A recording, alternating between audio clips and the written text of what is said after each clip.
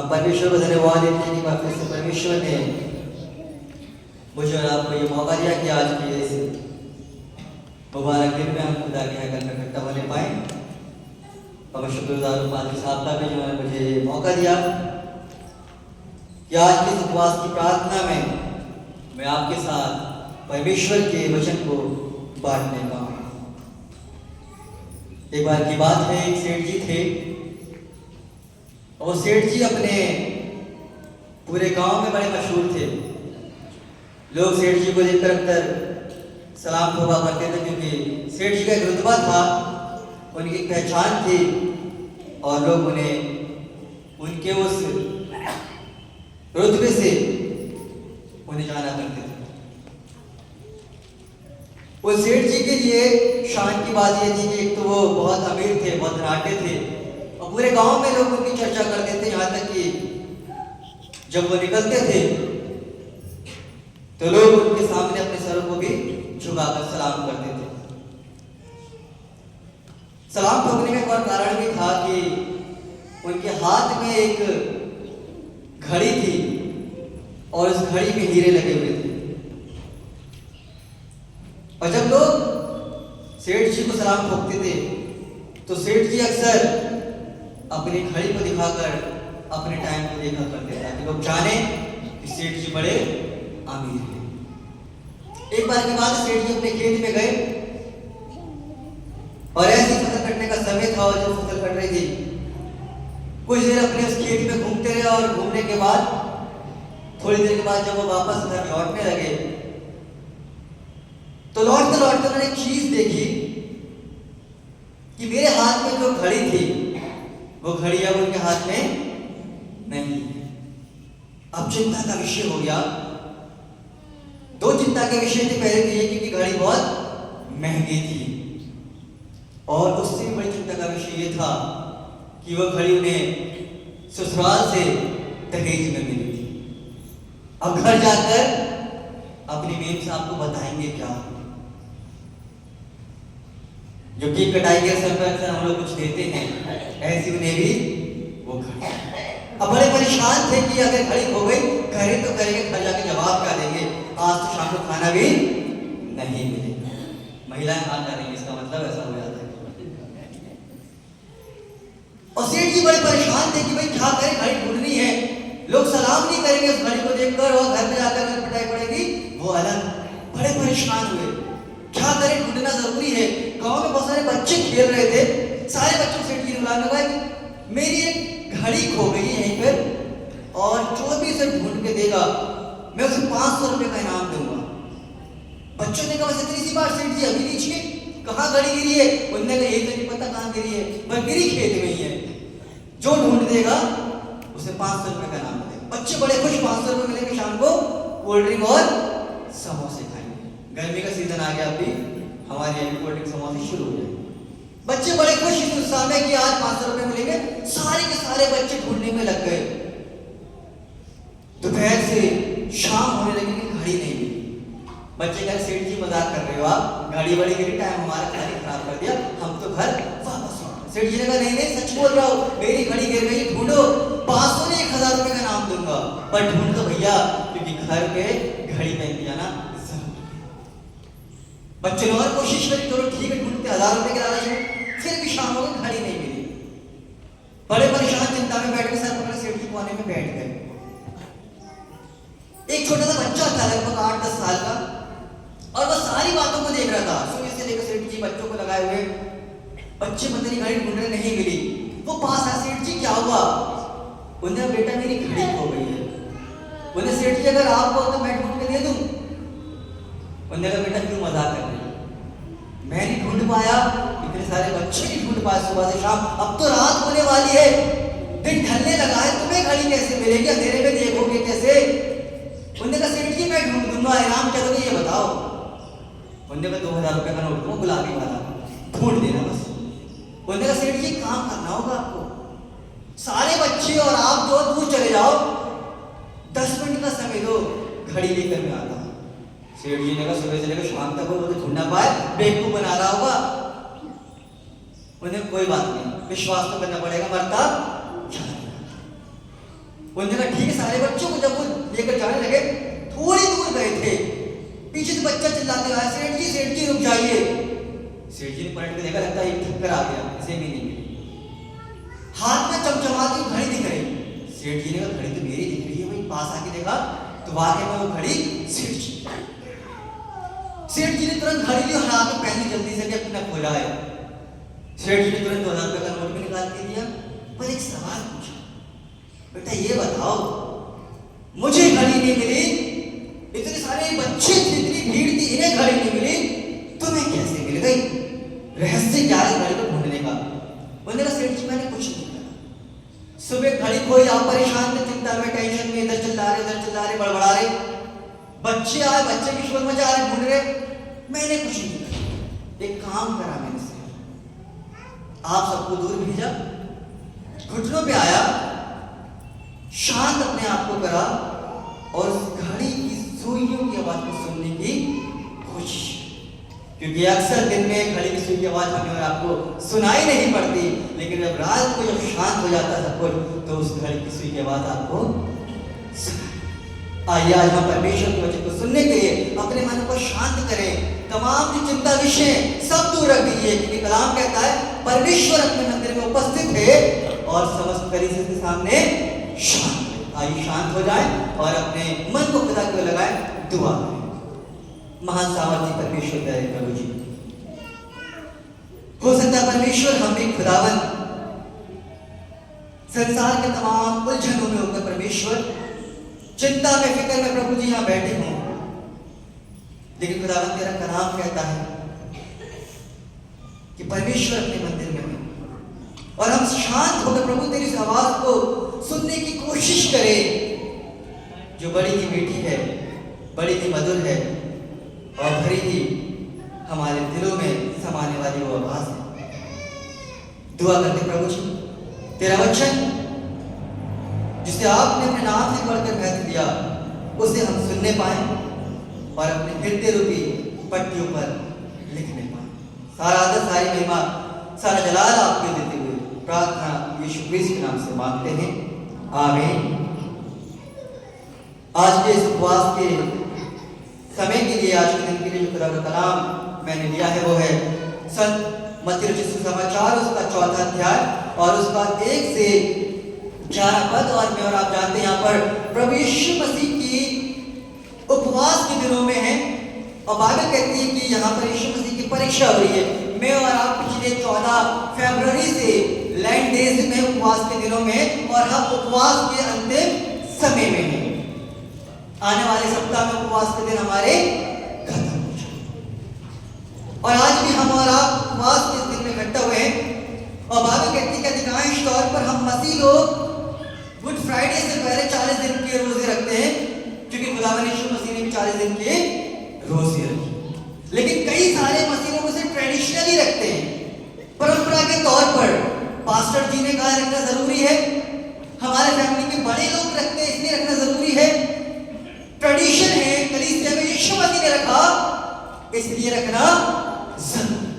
लेकिन मेरे अजीजों, आज के इस समय में मैं आपको बताना चाहता हूं, उपवास एक परंपरा नहीं है, एक ट्रेडिशन नहीं है जो मुझे और आपको रखने की जरूरत है।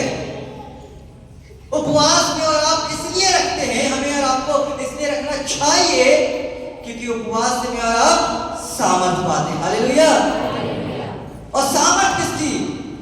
सामर्थ उसकी जिससे मुझे और आपको लड़ना है, अर्थात अंधकार की तमाम उन शक्तियों से जो संसार में है और जिससे मुझे और आपको लड़ना है। बाइबल में लिखा हुआ है कि एक बार की बात है, जब एक बच्चे में दुष्ट आत्मा थी तो उसके माता पिता चेलों के पास गए और चेले दुष्ट आत्मा को निकाल नहीं पाए।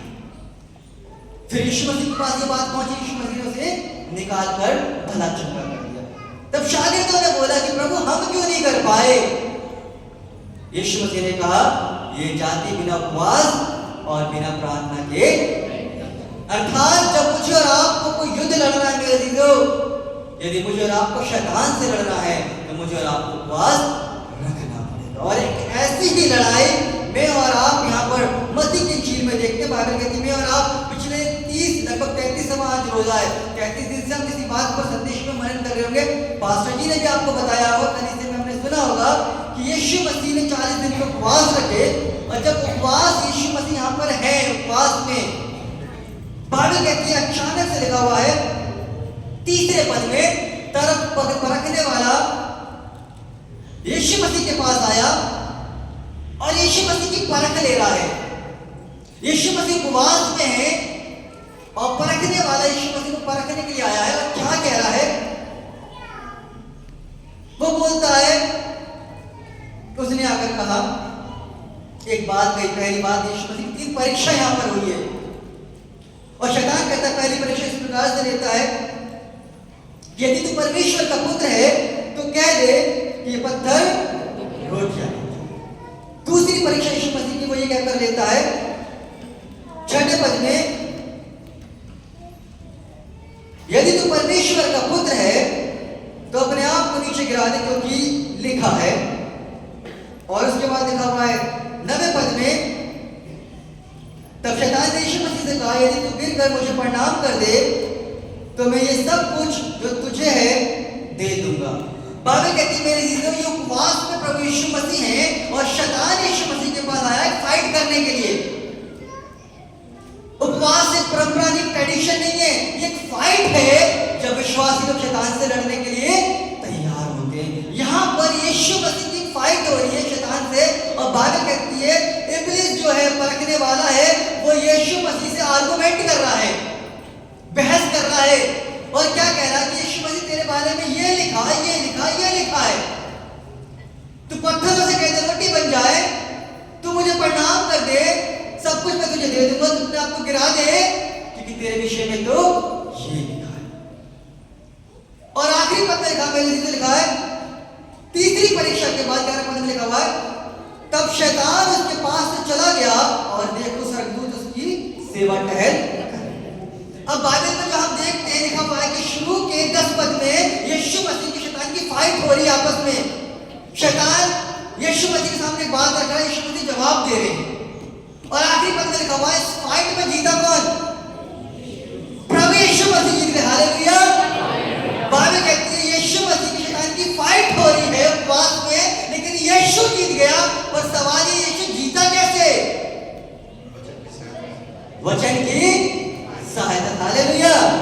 बाइबल कहती है मेरे जीजो, यीशु मसीह ने जो ये युद्ध जीता वो केवल इसलिए जीता कि यीशु मसीह ने जो जवाब दिए वो अपनी बुद्धि से नहीं दिए, समझ से नहीं दिए, हालातों को देखकर जवाब नहीं दिया, पर बाइबल कहती है यीशु ने वचन से दिया।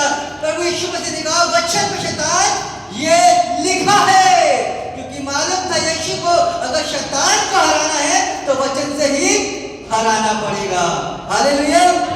और मेरे जीवन जब मैं और आप उपवास में हैं तो मुझे और आपको भी अगर शैतान से लड़ना है तो मुझे और आपको भी वचन को पढ़ना है। जब हम और आप किसी फाइट के लिए तैयार होते हैं, जब युद्ध के लिए तैयार होते हैं, तो राजा जब युद्ध के लिए निकलता है तो निहत्था नहीं निकलता, अपने पास तलवार लेकर वो जरूर निकलता है। अगर राजा बिना तलवार की लड़ाई लड़ने के लिए पहुंच जाए तो क्या वो जीत सकता है? कभी नहीं जीतेगा मेरे जीतो। लेकिन वो तभी जीत पाएगा जब उसके पास तलवार होगी। और परमेश्वर का वचन मुझे और आपको कहता है, जब मैं और आप इफिसियों की पत्री उसका 6वां अध्याय और उसके 10 पद से पढ़ना शुरू करते हैं, वहां पर आत्मिक युद्ध की तैयारी के लिए हथियार के बारे में बाइबल मुझे और आपको बताती है कि मेरा और आपका आत्मिक युद्ध है, हर एक मसीह का आत्मिक युद्ध है शैतान से। लेकिन उससे लड़ने के लिए बाइबल मुझे और आपको कहती है तमाम उन हथियारों के बारे में लिखा हुआ है जो हथियार मुझे और आपको यहाँ पर चाहिए। लेकिन 17वां पद जो है उसमें एक और हथियार के बारे में लिखा हुआ है। लिखा 17 पद में, इफिसियों की पत्री 6 अध्याय उसका 17वां पद, और उद्धार का टोप जी और आत्मा की तलवार। बाइबल कहती है और उद्धार का टोप। शुरू में बहुत सारे हैं जो हथियार के बारे में बाइबल में लिखा हुआ है, लेकिन लिखा 17 पद में उद्धार का टोप और आत्मा की तलवार। आत्मा की तलवार लेके। बाइबल कहती है यहाँ पर आत्मा की तलवार लेनी। क्या लिखा उसके आगे? जो परमेश्वर का वचन है। क्या लिखा है?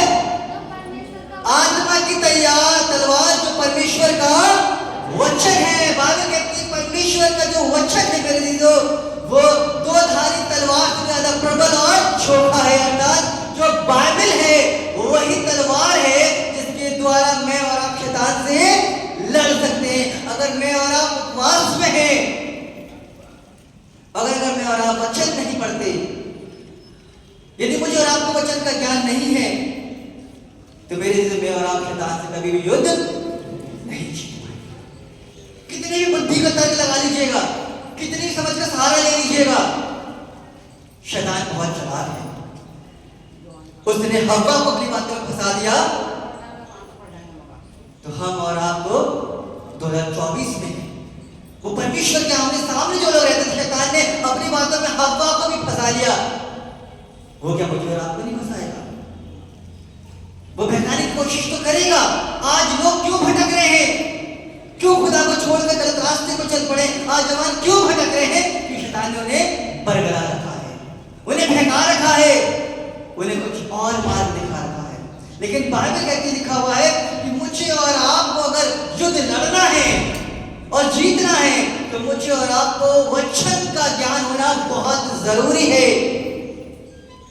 क्योंकि होशे नबी की पुस्तक उसका 4 अध्याय 6 पद में खुदा इस प्रकार से कहता है, मेरे ज्ञान के न होने के कारण मेरी प्रजा नाश हुई। मेरे वचन के ज्ञान के न होने के कारण आज मसीह लोग युद्ध नहीं लड़ पा रहे शैतान से, वो सामना नहीं कर पा रहे हैं उससे, वो हार जाते हैं, वो हार मान लेते हैं, वो थक जाते हैं। क्यों? क्योंकि मैं और आप शैतान से लड़ भी नहीं पाते। लड़ेंगे भी कैसे? तलवार ही हाथ में नहीं है तो जीतेंगे कैसे? परमेश्वर का वचन मेरे दीदो मुझे और आपको दिया गया ताकि मैं और आप इसे पढ़े। इन उपवास के दिनों में अधिक से अधिक आप पढ़े, ताकि आप उस इब्लिस से, शैतान से, उसकी युक्ति से लड़ने योग्य होने पाए। और जब आप उससे लड़ेंगे तो आप जीतेंगे भी जरूर। हम सब मसीह लोग हैं यहाँ पर, और कलाम कहता लिखा हुआ है कि मेरे ज्ञान के न होने के कारण, अर्थात मेरे वचन की कमी होने के कारण मेरी प्रजा नाश हो रही है। और आज बहुत सारे मसीह लोग हैं जो आज वचन को नहीं। आप लोग तो बहुत अच्छे औरों की बात कर रहे हैं, पादरी साहब भी ये कह रहे थे, हम भी औरों की बात कर रहे हैं। परमेश्वर के वचन में 66 पुस्तक है, और पुराने नियम में एक नबी है जिसका नाम ओबदा है। सुना है नाम उसका? कितनों ने सुना ओबदा नबी का नाम? आधों ने नहीं सुना, मालूम नहीं ओबदा कौन है। हम दुनिया के बहुत बड़े बड़े स्टार्स के बारे में जानते हैं, बहुत सारे लोगों के बारे में हम बहुत नॉलेज रखते हैं, लेकिन बाइबल में ओबदा है जो पुराने नियम से शुरू करते, उसकी 31वीं किताब है, 31 बुक्स है उसकी, और एक ही चैप्टर लिखा है उसने ज्यादा नहीं लिखा। मैं सोच रहा प्रभु ज्यादा क्यों नहीं लिखा उसने? भजनकार भजन ने तो 150 लिख दिए थे, ओबदा ने एक ही लिखा, पर वो भी नहीं पढ़ा।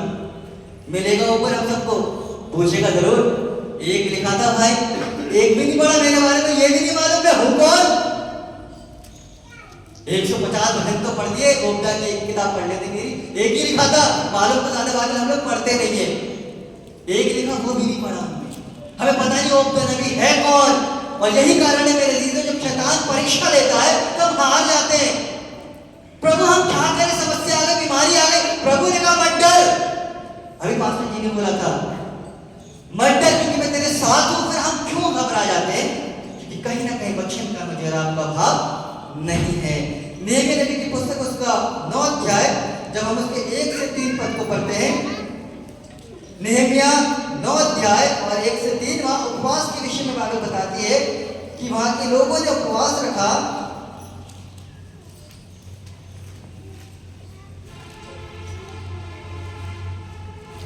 और बाइबल इस प्रकार से कुछ और आपको सिखाती है। 9 अध्याय उसका 1 से 3 पद, उसी महीने के 24वें दिन को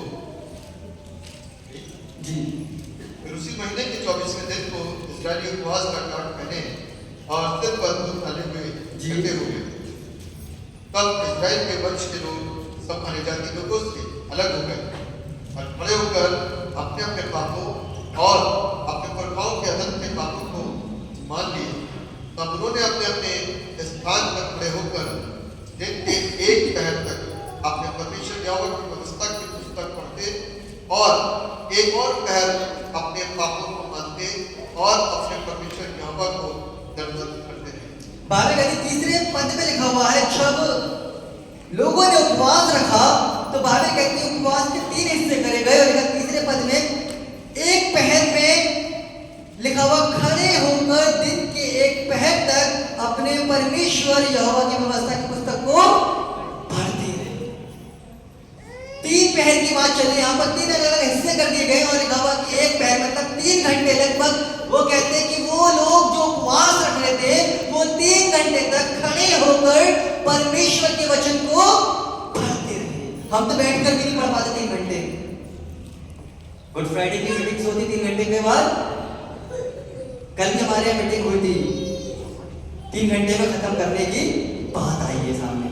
पास्टर जी 3 घंटे में चर्च खत्म कर दीजिएगा, क्योंकि 3 घंटे से ऊपर लोग बैठ नहीं सकते हैं। यीशु तो 6 घंटे सूली पर चढ़ा था, हम तो बैठ भी नहीं पाते 3 घंटे। बाइबल कहती है यहाँ पे गवाह कि 3 घंटे लगभग खड़े होकर व्यवस्था तक कलाम को ये पढ़ते थे रोजों के दरमियान, ताकि परमेश्वर के उस भेद को, उसकी सामर्थ को पाने पाए। क्या मैं और आप इस उपवास के दिनों में परमेश्वर के वचन का अध्ययन करते हैं कि नहीं? हम स्तुति करते अच्छी बात है, हम दुआ करते बहुत अच्छी बात है, हम उसकी आराधना करते बहुत अच्छी बात है, लेकिन कलाम कहता है अगर यीशु ने वो युद्ध जीता था शैतान से, वो इसलिए क्योंकि उसने वचन से उसे बांधा। आज मुझे और आपको भी जरूरी है कि हम अधिक से अधिक वचन को पढ़ें ताकि हम शैतान की युक्तियों से लड़ने पाए। यहेजकेल नबी के बारे में लिखा हुआ यहेजकेल नबी की पुस्तक उसका 3 अध्याय 1 से 3 पद में इस प्रकार से लिखा। बाइबल कहती है परमेश्वर ने यहेजकेल से कहा, लिखा है तब उसने मुझसे कहा था, परमेश्वर ने मुझसे कहा, क्या कहा यहेजकेल से, हे मनुष्य की संतान, जो तुझे मिला था, जो वचन, जो कलाम, जो व्यवस्था तुझे मिली है उसे खा ले। हालेलुया। परमेश्वर यहेजकेल से कह रहे, यहेजकेल जो कलाम तुझे मिला है उसे तू खा ले, अपने अंदर रख ले, क्योंकि जिस दिन तू बोलेगा तो खुदा के कलाम से ही बोलेगा। हालेलुया। फिर हम अपने दिमाग भी लगाएंगे, हम तर्क भी लगाएंगे वहां पर। जब परमेश्वर का वचन मेरे आपके हृदय में रहेगा मेरे अजीजों, तो शैतान कोई भी आजमाइश लिया है, कोई भी परीक्षा लिया है, कोई भी समस्या के लिए लिया है, आप वचन से बात करिएगा। वचन में लिखा हुआ शैतान परमेश्वर भरोसा कर, वो तुझे पार करेगा। हालेलुया। मेरे बाइबल कहते हैं घटना मुझे याद आएगा, ने कहा है एक बार की बात है, फलिश्तियों में से एक व्यक्ति आज जिसका नाम गोलियत था और उसने सारे इस्राएलियों को चैलेंज करा कि कौन मुझसे आकर लड़ेगा। बाइबल कहती है शाऊल और जितने लोग थे सब घबरा कर बैठ गए, क्योंकि इस समय गोलियत इब्लिस की माने उनके सामने खड़ा था, शैतान की माने उनके सामने खड़ा था। लड़े कैसे? एक छोटा बालक आया जिसका नाम डेविड था, दाऊद था। अब बाइबल कहती जब दाऊद आया उसने कहा गोलियत से तलवार और भाले लेकर आया, लेकिन मैं तो अपने परमेश्वर यहोवा के नाम से आता हूं।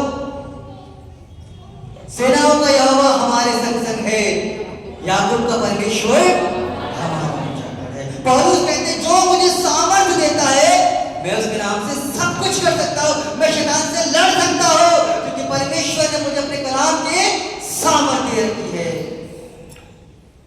लेकिन लड़ेंगे तो तब जब हमारे हाथ में वचन की तलवार होगी।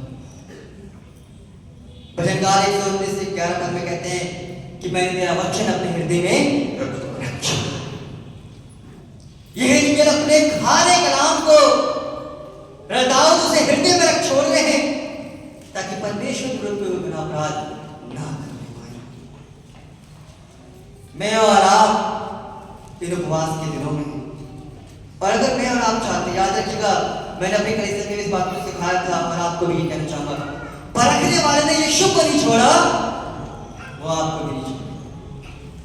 परख तो उसने यीशु की भी ली, तो मुझे और आपको मिलेगा, क्योंकि वो नहीं चाहता कि हम खुदा के लिए जिएं। वो चाह रहा था कि यीशु उस क्रूस पर जहां पर उसकी हार है जिसकी वो काम ना कर पाए, उस योजना को रोकने के लिए, खुदा के इस काम को रोकने की शैतान ने कोशिश करे। और वो चाहता कि मैं और आप भी उस घर में जो यीशु ने बनाया है, मैं और आप वहां पर पहुंच पाए। उसे रोकने के लिए वो मेरे और आपकी परीक्षा करेगा और गिराने की कोशिश भी करेगा। लेकिन अगर मैं और आप चाहते कि हम उससे जीते, तो मुझे और आप परमेश्वर के वचन को पढ़ना है। जितना अधिक खुदा के कलाम को पढ़िएगा, क्योंकि ये तलवार है जिससे मैं और आप शैतान से लड़ सकते हैं और जीत सकते हैं। आखिरी में जब मैं इस कलाम के 11वें पद में था, तो बाइबल में लिखा हुआ है कि 10 पद में यीशु मसीह और शैतान की लड़ाई हो रही है, और 11वें पद में यीशु मसीह फतेह हासिल कर रहे हैं, वो जीत रहे हैं। एक बात ध्यान में आई, प्रभु यीशु मसीह आपने लड़ा क्यों? जरूरत है शैतान से लड़ने की? शैतान से आपने लड़ाई लड़ी क्यों और किसके लिए लड़ी? ताकि वो क्रूस पर फतेह हासिल करने पाए, मुझे और आपको धार लाने पाए। प्रभु ने कहा मैं इसलिए लड़ गया इन लोगों के लिए, प्रभु लड़ गया आपके और मेरे लिए, क्योंकि यीशु आपसे मुझसे बहुत प्यार करता है। हालेलुया।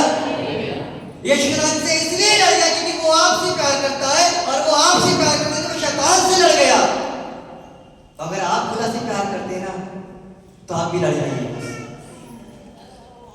अगर आप सच में खुदा से प्यार करते हैं तो हारिएगा नहीं।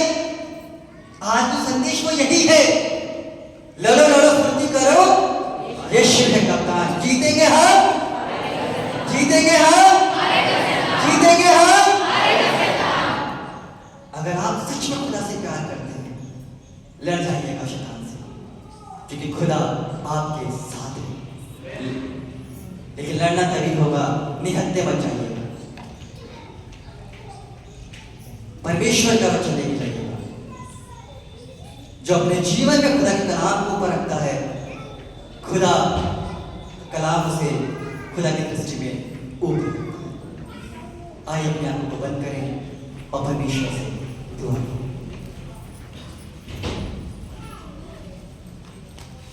धन्यवाद महासामर्थी परमेश्वर, धन्यवाद प्रभु जी, बार फिर से खुदावन तेरे चरणों में आते हैं स्वामी। हम जानते हैं मेरे खुदावन उपवास केवल एक परंपरा नहीं है, एक लड़ाई है मेरे खुदावन, जो उपवास में हम शैतान से लड़ते हैं।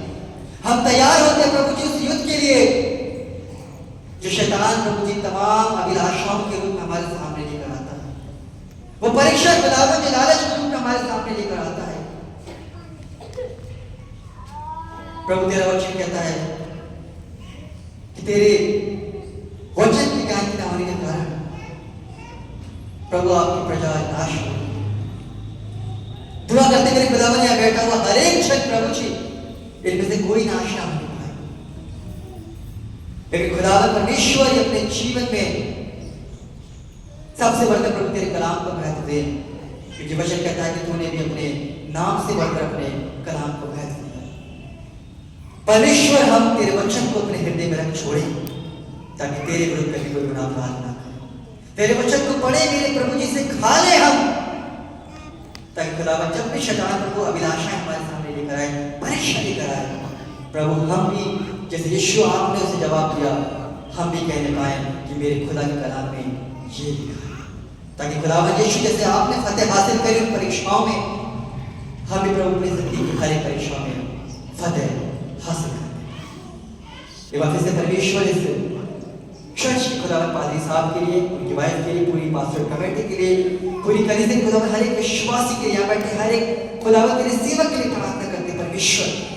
हम जानते हैं प्रभु जी इस उपवास में खुदावन शैतान बहुत परीक्षा लेगा, हमारी भी आजमाइशें लेगा खुदावन, लेकिन खुदा अगर तू हमारे साथ है और तेरा कलाम हमारे हृदय में है, तो हम विश्वास करते प्रभु हम हारेंगे नहीं, हम जीतेंगे, क्योंकि प्रभु तूने कहा है लड़ो लड़ो फुर्ती करो, यीशु जीतेंगे हम, प्यारो हारेंगे शैतान। इसी विश्वास के साथ, इसी आशा के साथ प्रार्थना उद्धार करता यीशु के नाम से।